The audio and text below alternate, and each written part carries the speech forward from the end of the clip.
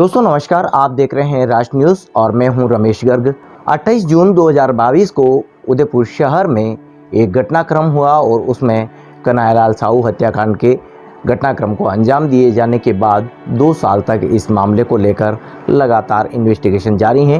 कानूनी कार्रवाई अपनी जगह है, लेकिन इसमें मुख्य गवाह हैं राजकुमार जी शर्मा, जिनकी बिटिया का 11 तारीख को विवाह होने जा रहा है और इस अवसर पर परिवार के लोग, स्वयं कन्हैयालाल साहू हत्याकांड के परिवार से जुड़े लोग भी अभी यहाँ पहुँचे हैं। हमारे साथ में उनके बेटे यश और मदर भी जुड़ेगी।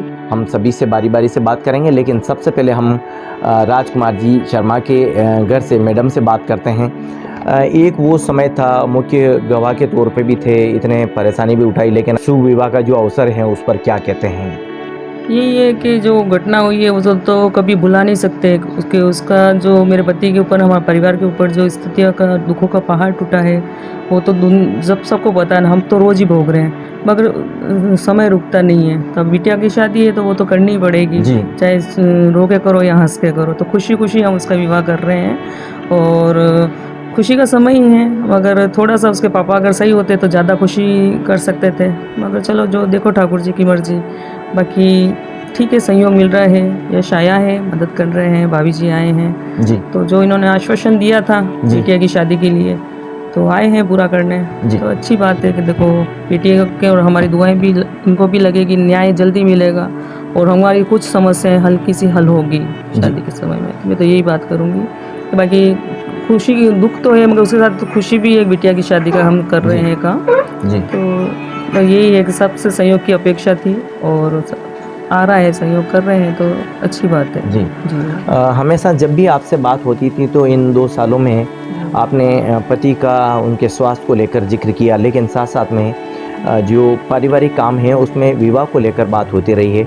आज वह घड़ी भी आ गई है और बेटी के जो कन्यादान का वक्त है, और जब इस खुशी के मौके पर हैं तो क्या कहते हैं और समाज के लिए भी क्या मैसेज हैं? यही है कि देखो संकट का समय तो सबके ऊपर आता है, मगर समाज और जो अपने लोग हैं, जो अपने हिंदू भाई हैं, अगर वो थोड़ा थोड़ा सहयोग किया तो आज हम इस मुकाम पे आ गए हैं कि जो टेंशन थी कि बिटिया की शादी कैसे होगी, वो समस्या का समाधान हुआ है और बिटिया की शादी हम कर रहे हैं। तो ये बहुत बड़ी बात है अपने हिंदू समाज के लिए कि सबको, एक की पीड़ा से सबको पीड़ा होती है, ये मैंने देख लिया है।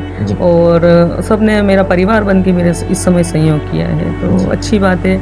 ठाकुर जी सबका सहयोग ऐसा ही करता रहे और किसी का काम ना रुके, ये बहुत बड़ी बात है कि एक सबका आशीर्वाद स्वरूप बिटिया के लिए सबका आशीर्वाद स्वरूप मिल रहा है, तो ये अच्छी बात है। ये एक सबक है ये सबके लिए कि अगर कोई संकट में है तो एकजुट हो जाओ, कण कण करके अगर अपन करेंगे तो मन बन ही जाएगा ना, सामने वाले का काम हो जाएगा और किसी एक के ऊपर लोड भी नहीं रहेगा। तो ये बहुत अच्छी बात लगी मेरे को इस समय में जी। इस घटना के बाद से लगातार आपसे इंटरव्यू लेता रहा हूँ, लेकिन आज ये वक्त मेरे लिए थोड़ा सा बदला सा इसलिए लग रहा है कि आपने हर समय को बहुत बारीकी से देखा है। पति के स्वास्थ्य को लेकर उनके सेवा में देखे रहे थे, जब उनको ब्रेन हेमरेज और इस तरह की प्रॉब्लम्स आई थी अस्पताल में भी हमने आपको देखा। यहाँ अब 2 बातें, एक आप बेटी के साथ एक तरह से माँ बन के आज इस विवाह की शुभ घड़ी में आप काम कर रही हैं, इस मौके पर हैं, वहीं दूसरी तरफ वो घटनाक्रम है। तो सही बात है कि देखो अब मैं तो क्या इस समय में पत्नी भी हूँ, माँ भी हूँ और पिता भी बनी हूँ मैं, कि मेरी बच्ची के लिए माँ और पिता का, दोनों का रोल मेरे को ही करना है। अगर मैं दुखी होती हूँ तो मेरी बच्ची दुखी दुखी उसके ससुराल जाएगी, और मैं ज़रा सी हिम्मत हारूंगी तो मेरा पूरा परिवार दुखी हो जाएगा। तो मैं हिम्मत रख के मैं पापा का रोल भी अदा कर रही हूँ, माँ का रोल भी अदा कर रही हूँ, और मैं खुश हूँ। तो मैं मेरे पति को मोटिवेशन करके मैंने उनको भी थोड़ा थोड़ा रिकवरी करी है उनके और ठीक किया है। तो यही है कि संकट तो आता है, मगर घर की महिला है, उसको तो सारे ही किरदार निभाने पड़ते हैं। वो अकेले में सब कुछ बर्दाश्त कर लेगी, मगर अपने परिवार के सामने कभी नहीं टूटेगी, क्योंकि वो यही नींव है, जड़ है। वो कमज़ोर हो गए तो पूरा परिवार कमज़ोर हो जाएगा। तो मैं कमज़ोर नहीं बनना चाहती हूँ, मैं शक्ति हूँ और नारी का नाम ही शक्ति है। तो ठीक है, अब जो परिस्थितियाँ हैं उसको तो कोई बदल नहीं सकते, मगर समय के साथ साथ सब अच्छा ही हो जाएगा, मुझे विश्वास है। वो समय ऐसा था सर कि मतलब किसी को कुछ पता ही नहीं चल पा रहा था, सब अपने अपने दुख को ही सबसे बड़ा दुख समझ रहे थे। मेरे को भी लगता है मेरा दुख बड़ा है, दूसरे समझते हैं मेरा दुख बड़ा, तीसरा समझता है मेरा दुख बड़ा। मगर जब सब ने अपने अपने दुख देखे ना और सामने वाले का दुख भी देखा ना, तो यार सब दुखी है, तो क्यों ना थोड़ा थोड़ा दुख अपन आपस में बांट लेवें, तो सबको हिम्मत मिल जाएगी। और सब है, जो कष्ट आया है वो तो सबको ही भोगना है, सब अपने अपने तरीके से भोग रहे हैं, मगर सब ने एक दूसरे का सहयोग करके हिम्मत बन रही है, तो ये समय भी पार हो जाएगा। इंसाफ को लेकर क्या कहते हैं आप, क्योंकि हर आदमी यही कहता है कि इंसाफ इंसाफ। ये है कि देखो समय तो 2 साल निकल गए सर, हम तो तिल तिल करके हमेशा न्याय की बात करते हैं। जब वो सीन देखते हैं, ज़रा सी परेशानी आती है तो हमको वही सीन वापस याद आ जाता है। तो मैं तो यही कहूँगी, अपने यहाँ की न्याय प्रक्रिया बहुत ढीली है, और सरकार से यही गुहार करूँगी कि फास्ट से फास्ट इस चीज़ का न्याय करें और सख्त से सख्त कार्रवाई करें, और अपराधियों को सज़ा ज़रूर मिलनी चाहिए सर। मैं तो इसी पक्ष में हूँ। अब बिटियाँ विदा होने का वक्त भी आ गया है, इस खुशी की घड़ी पर किस तरह की खुशी है, अगर हम सारे दुखों को भुला दें और एक खुशी के मौके पर बात करें तो? यही है कि संकट के क्षण हमेशा नहीं रहते हैं, अगर रात है तो दिन भी है, और गम है तो खुशी भी है। और इस संघर्ष से हमने बहुत कुछ सीखा है सर, कि शक्तिशाली बनना, हर परिस्थितियों का सामना कैसे करना, वो मेरी बिटिया ने मुझे देखा है। तो वो मजबूत बन के जा रही है अपने ससुराल, किसी हमेशा खुश रहेगी और कभी भी किसी भी तरह की तकलीफ नहीं होगी, और ठाकुर जी खूब अच्छे से सुखी परिवार रहे उसका। इस दौरान हम कन्हैयालाल जी के परिवार से भी जुड़ेंगे, उनकी वाइफ यहाँ मौजूद हैं, यश मौजूद हैं, इनसे जानते हैं। आज आपने आर्थिक सहायता की, सबसे पहले तो क्या कहते हैं? देखो, थोड़ी बहुत सहायता करी है जी। हम पहले इनको बोला था कि हम हमारे बच्ची की शादी होगी उस समय आपकी सहायता करेंगे जी। तो वो भी सहायता कर दी हमने जी। देखो, खुशी तो हमको भी है, जी। जैसे इनकी बेटी है, जैसे मेरी भी बेटी है वो, तो हम चाह रहे कि वो खुशी हमको भी मिल जाए अच्छी वो। जी। अब बात आती है इंसाफ की, आप क्या कहते हैं? हर समय हम एक ही इंटरव्यू कर रहे हैं और उस इंटरव्यू में इंसाफ की बात ज़रूर आती है, लेकिन आज भी अगर उस बात को पूछते हैं तो क्या कहती हैं? इंसाफ तो देखो हमको अभी 2 साल हो गए, अभी तक तो इंसाफ हमको मिला नहीं। इंसाफ मिल जाए तो हमको भी थोड़ी शांति मिल जाए। यश से बात करते हैं। यश, किस तरह की आर्थिक सहायता हुई है? जैसा कि सांसद महोदय ने भी आर्थिक सहायता की, आप भी जिस तरह का पहले प्रॉमिस कर चुके हैं। जी। मैं ये कहना चाहूँगा कि जब भी मतलब मुझे ऐसा लगा कि मेरे पिताजी ने जो राजकुमार शर्मा अंकल हैं, उनसे मेरे पिताजी ने, जब पापा मेरे बिल्कुल सही थे तब भी बोला था, उस समय ही मतलब दीदी की बात, शादी की बात चल रही थी, तो पापा ने इनसे ये भी वादा किया था कि आपकी बच्चे की शादी में मैं मतलब मेरी तरफ से जो भी होगा उसमें मदद करूंगा, चाहे वो दुकान पे मतलब जैसे भी सेट हो जाएगा, वो कोई दिक्कत नहीं थी। पर ये इंसिडेंट हो गया, उसके बाद बहुत सी परेशानियां आई, हमें भी उस समय हमारी भी अच्छी खासी आर्थिक मदद हुई।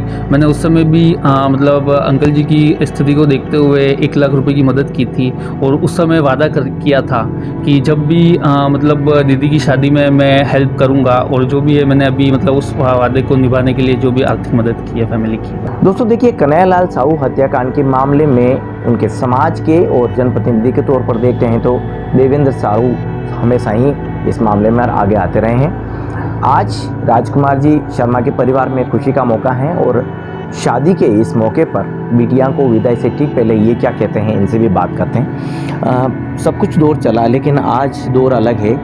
खुशी के इस मौके पे तो मैं यही कहना चाहूँगा कि इनके राजकुमार जी शर्मा की बिटिया की शादी है, और जन सहयोग के थ्रू भी लोगों ने मदद की है। और कल हमारे सांसद महोदय मन्ना लाल जी रावत और हमारे शहर जिला अध्यक्ष भाजपा के रविंद्र जी श्रीमाली भी कल उनसे जो भी 51,000 की मदद हुई वो की।